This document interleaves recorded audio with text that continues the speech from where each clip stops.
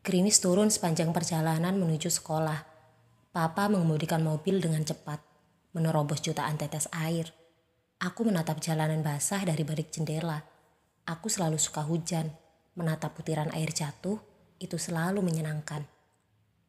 Kamu nanti pulang sore? Papa bertanya.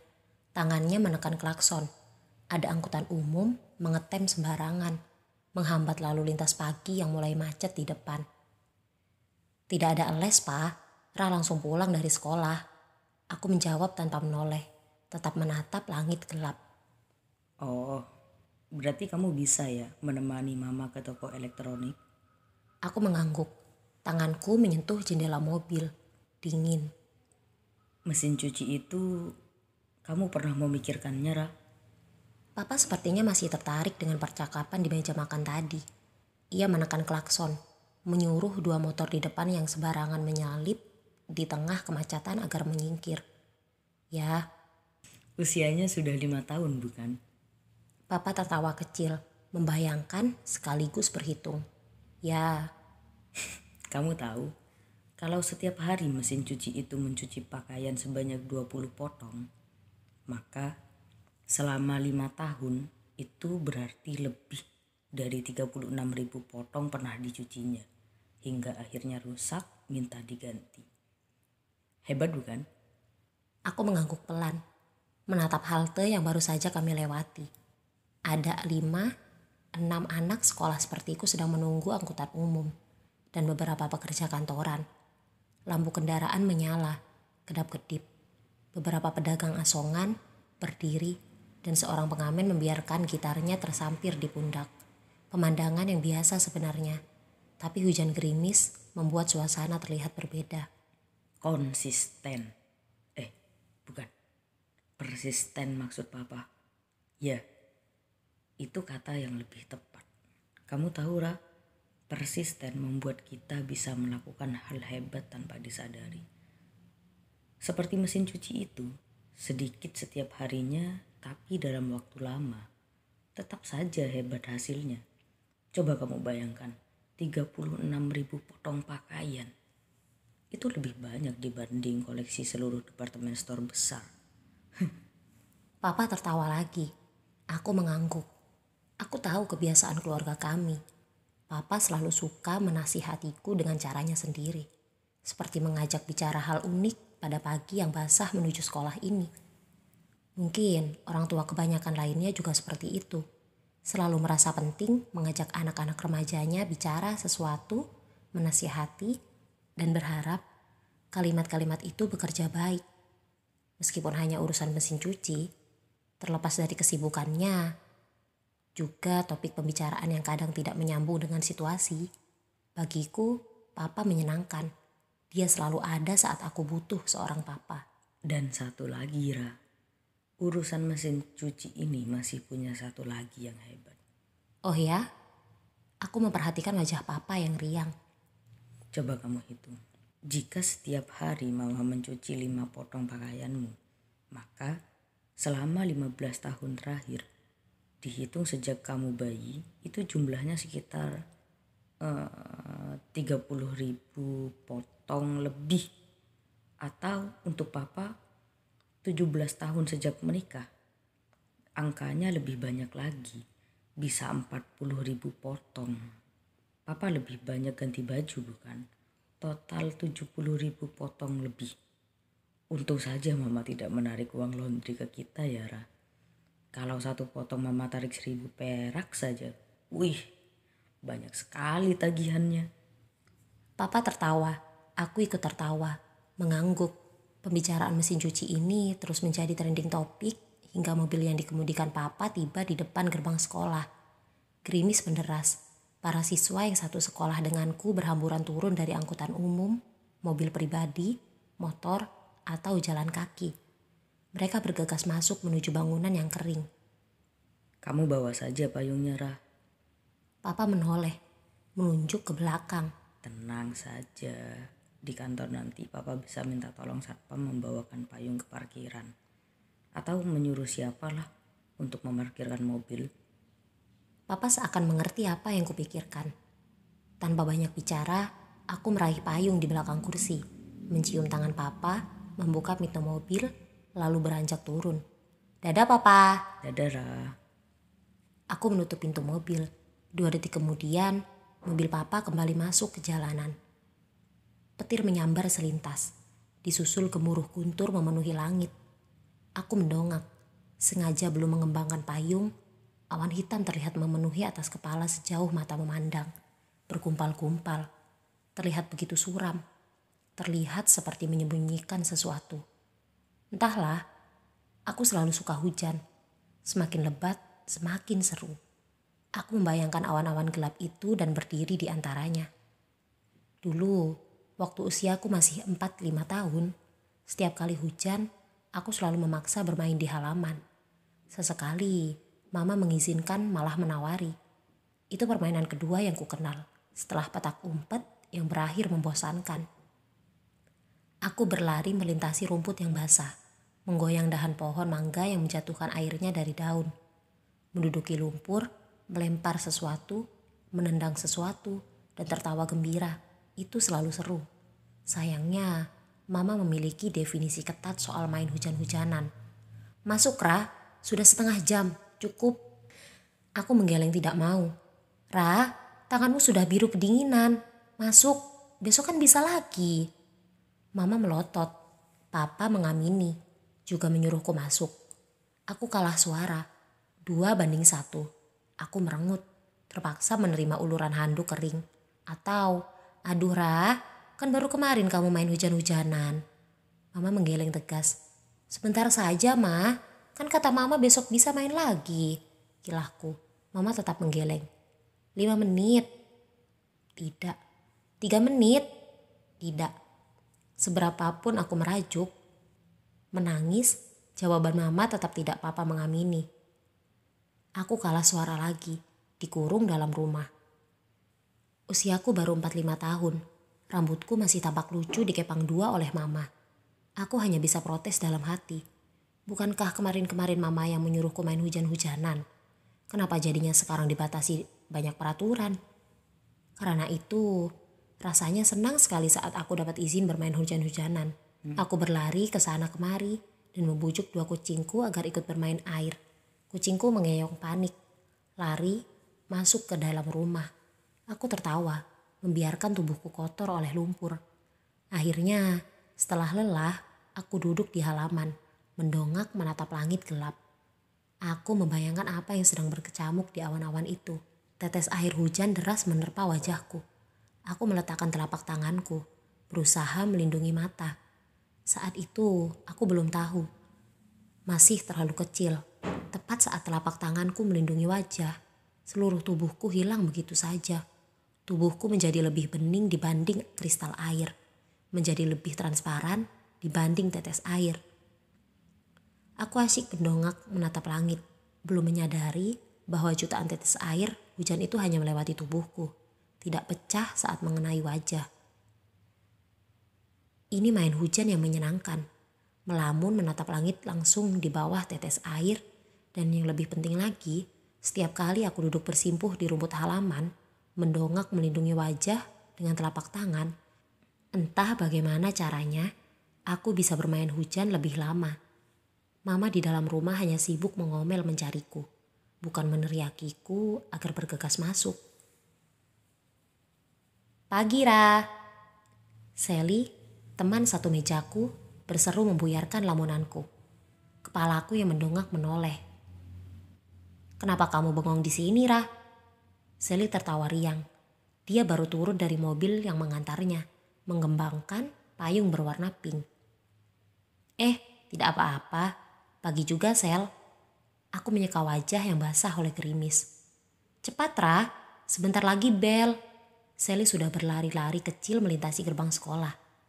Aku mengembangkan payungku, menyusul langkah Sally. Menyeja jarinya. Kamu sudah mengerjakan PR dari Miss Keriting? Sally menoleh. Wajahnya seperti sedang membayangkan sebuah bencana jika aku menjawab tidak. Aku tertawa. Sudah dong. Oh syukurlah. Sally ikut menghela napas lega. Aku baru tadi subuh menyelesaikannya. Semalam aku lupa kalau ada PR. malah asik menonton serial Korea. Miss Keriting bisa mengamuk kalau ada yang tidak mengerjakan PR-nya lagi. Iya kalau cuma dimarahi. Kalau disuruh berdiri di dekat papan tulis selama pelajaran, itu memalukan bukan? Aku tidak berkomentar, menguncupkan payung. Kami sudah tiba di bangunan sekolah, melangkah ke lorong menuju anak tangga. Kelas 10 terletak di lantai 2 bangunan sekolah. Bel berdering persis saat kami hendak naik tangga, membuyarkan dengung suara keramaian anak-anak bercampur suara gerimis. Sialnya, saat bergegas menaiki anak tangga, Sally bertabrakan dengan teman lain yang juga bergegas. "Heh, lihat-lihat dong!" Sally berseru ketus. Kamu yang seharusnya lihat. Yang ditabrak balas berseru ketus. "Jelas-jelas kami duluan, sabar sedikit kenapa?" Sally melotot. Duluan dari mana? Aku lebih cepat. "Semua orang juga tahu kamu yang menabrak dari belakang." Suara Sally melengking. Aku menyikut Sally, memberi kode. Cueki saja. Pertama, karena sudah bel, teman-teman lain juga terhambat naik, berdiri menonton di lorong kelas lantai 1. Kedua, yang lebih penting lagi, kami tidak akan merusak mood pagi yang menyenangkan dengan bertengkar dengan Ali, teman satu kelas yang terkenal sekali, suka mencari masalah. Lihatlah, Ali hanya cengar-cengir, tidak peduli. Dia sejenak menatap Sally, lantas bergegas menaiki sisa anak tangga. Dia sama sekali tidak merasa bersalah. Dia selalu saja menabrak orang lain, mengajak bertengkar. Jangan-jangan matanya ditaruh di dengkul. Sally mengomel pelan, menepuk lengannya yang terhantam dinding, beranjak ikut naik tangga. Keributan di anak tangga mencair. Guru-guru sudah keluar dari ruang guru, menuju kelas masing-masing.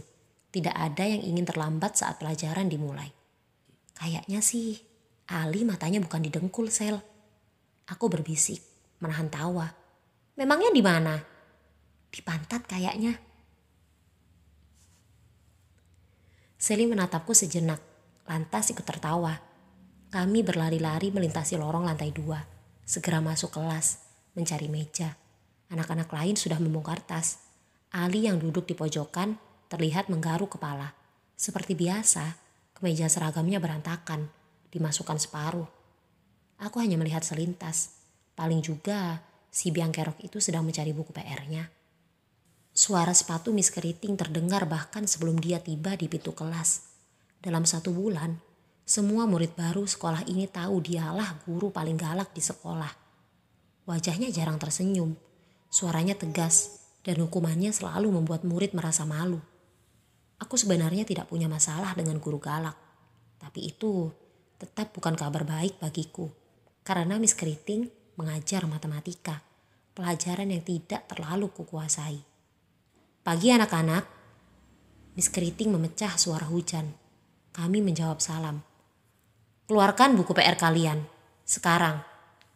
Kalimat standar pembuka pelajaran Miss Keriting. Kelas bising sejenak. Teman-teman sibuk mengambil buku PR. Aku seketika tertegun. Di mana buku PR matematikaku? Aduh, ini sepertinya akan menjadi pagi yang buruk. Aku menumpahkan buku dari dalam tas. "Ada apa, Ra?" Sally bertanya. Aku tidak menjawab, berpikir cepat.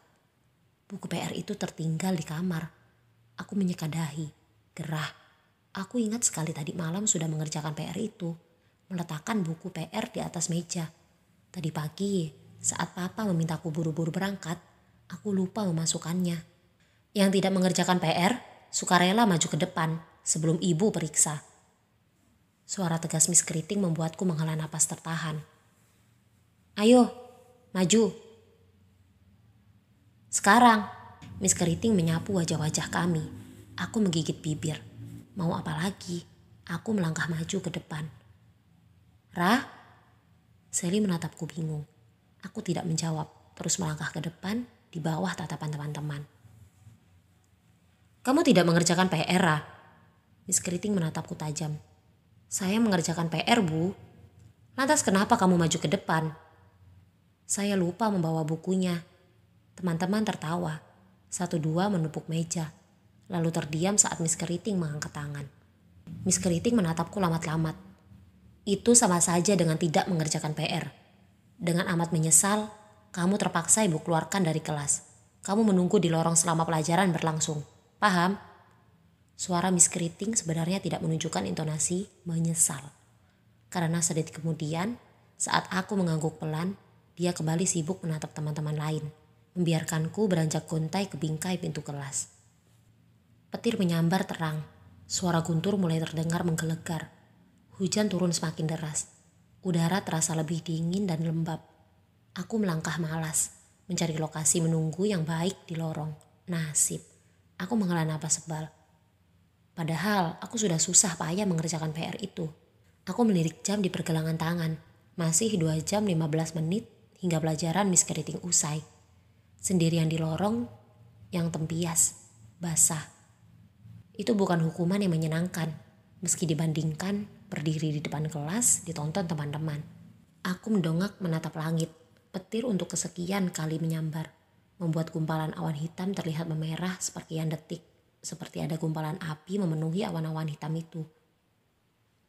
Guntur bergemuruh, membuat ngilu telinga. Aku menghela napas. Suasana hujan pagi ini terlihat berbeda sekali. Lebih kelam daripada biasanya. Ternyata kabar buruk itu belum berakhir. Diiringi sorakan ramai teman sekelas, Ali juga dikeluarkan Miss Keriting. Ali bertahan beberapa menit, mengaku sudah mengerjakan PR, tapi belum selesai. Dia memperlihatkan bukunya yang hanya berisi separuh halaman. Miss Keriting tanpa ampun juga mengusirnya. Aku mengeluh melihat Ali melangkah keluar kelas, hendak bergabung di lorong lantai 2 yang lengang. Kenapa pula aku harus menghabiskan 2 jam bersamanya di lorong? Aku menyeka dahi yang berkeringat, yang membuatku melupakan sesuatu. Kenapa aku terus berkeringat sejak tadi? Padahal dingin udara terasa mencekam. Sial. Aku tidak akan menghabiskan waktu bersama si biang kerok itu. Itu situasi yang tidak menarik, menyebalkan malah. Baiklah. Sebelum Ali melihatku, aku memutuskan mengangkat kedua telapak tanganku, meletakkannya di wajah. Petir mendadak menyambar terang sekali, membuatku terperanjat, mendongak ke atas meski tidak mengurungkan gerakan tanganku menutup mata. Suara guntur terdengar membahana, panjang dan suram. Hujan deras mulai disertai angin kencang, membuat bendera di lapangan sekolah berkelepak laksana hendak robek. Tubuhku segera menghilang sempurna saat telapak tanganku menutupi wajah. Ali melangkah di lorong. Aku melihatnya dari sela jari, memperhatikan wajahnya yang tidak peduli menatap sekitar. Mungkin sedang mencariku. Ali melangkah di lorong. Aku melihatnya dari sela jari, memperhatikan wajahnya yang tidak peduli menatap sekitar. Mungkin sedang mencariku. Ali menyeka rambutnya yang berantakan. Dia mengomel sendirian, melintasiku. Dasar guru sok galak. Tidak tahu apa, tambah keriting saja rambutnya setiap kali dia marah-marah. Aku menahan tawa, melihat tampang sebal anak lelaki itu. Aku hendak iseng menambahi kesalnya dengan mengait kakinya. Halo gadis kecil. Suara dingin itu lebih dulu mengagetkanku. Petir menyambar terang sekali. Sosok tinggi kurus itu, entah dari mana datangnya, telah berdiri di depanku. Matanya menatap mempesona.